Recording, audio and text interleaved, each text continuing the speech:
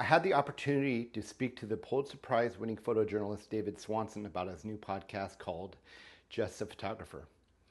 It is one of the most remarkable, groundbreaking podcasts that's all about the world of photojournalism and the different experiences that he's been through and that he's seen. It's truly a podcast that any photojournalist or those that are interested in the world of photojournalism must listen to. Hope you enjoy our conversation. I turned 60 this year, and I just realized I had a lot of stories that I wanted to tell. I wanted to tell what it's actually like to do this. And throughout my career and throughout a lot of people's careers, we'd show up at the front door of an assignment and they would answer and say, "Are you the writer or are you just the photographer?" And I would sometimes respond, "When your house is on fire, what are you going to grab first? The photos and the letters. They're irreplaceable." There's a gentleman named Alan Katz, and he was a writer for the show Tales from the Crypt. And we met at a Thanksgiving party, started talking about podcasts. He has a few out already. And I said, there's so much effort that goes into photojournalism that nobody really understands, that when you look at a picture online for 2 seconds, there's a lot of work to get that picture done.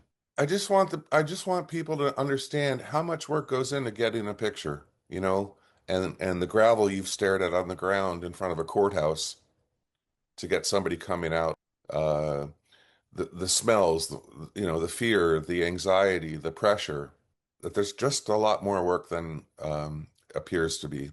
At some point after I've introduced myself, I want to host photographers. I have other ideas. I want to host photographers and their mentors. I want to host photographers that were injured during the job, during the protests. Well, we'll do 9/11. I was in Philadelphia and drove up that day and was at Ground Zero for a little over a week. I want to do the Palisades and Eaton fire for the anniversary of that. I want to have a few people on from J6 in January. Uh, yeah, so it'll be a good schedule.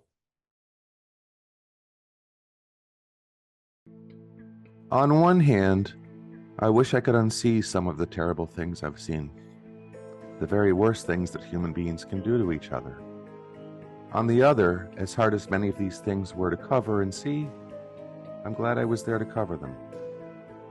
I'm one of those people who'd like to think I run toward danger instead of away from it, like the photographers I wanted to be. Iraq and Afghanistan, I was embedded with the U.S. military. They were taking care of me. So if I were to go out in the field, there was a certain sense of how I've really got to comport myself correctly, that I cannot participate, but I can walk with them, ride in their Humvee. The fact that I've remained friends with the Marines I was with in a pretty bad firefight speaks to the fact that they themselves wanted some recorded history of what they went through. The first night I was there, they brought in fatally wounded Marines on the back of a 7-ton, and I was told enthusiastically not to photograph them, but I did. Once I'd spent a few days, they understood who I was, and they understood why I was there. 24/7, whatever was going on, I was welcome to photograph. In Baghdad, all of the journalists stayed at one of two hotels. We could drive around, go out to dinner in Baghdad.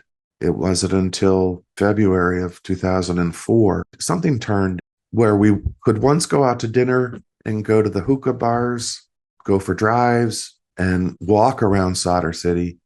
Something changed. And the contractors that were hung on the bridge in Fallujah, I think that was the moment it turned.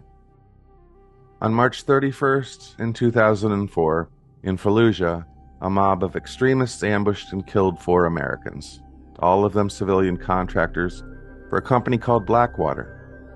This was Fallujah. The mob burned the bodies, then hung them from the King Faisal Bridge while a large crowd watched and cheered. I was on that bridge the next day. I can honestly say that was one of the most nerve-wracking times of my life. That was probably an hour-and-a-half drive from Baghdad to Ramadi through Fallujah, in traffic, slouching in my seat of a dirty Mercedes, on the right side with body armor in the door. But we made it. We got to the outpost, and my fixer handed me the body armor he was loaned. I said, "No, keep it for the drive back." And he said, "No, I'll be killed if I keep it. If they find body armor on me, I'll be killed."